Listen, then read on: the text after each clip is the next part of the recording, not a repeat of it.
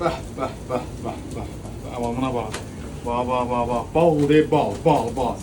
Sirkələnməyə bax, buna bax. Bəh, bəh, bəh, bəh. Bu nətər yeməksən qaqa, buna bax, buna bax. Bunu gəlin yeyin də qaqa. Bu tək məkanda, fileyin manqalda. Bəh, bəh, bəh, bəh. Amma o səsə bax hələ bax.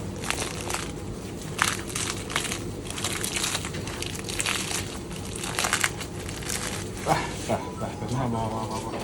Hələ baxam, bana bax. Çıtır, hələ çıtır dönəmdə bax. Bax, bax. Bəh, bəh, bəh, bəh. Buna bax qaqa, bax.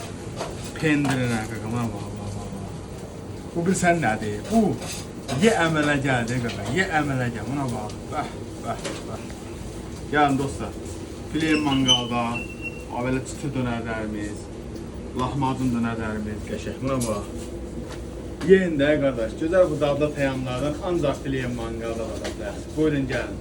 Ailəvi məkanımızda yolumuzu gözləyirsiniz. Nuş olsun.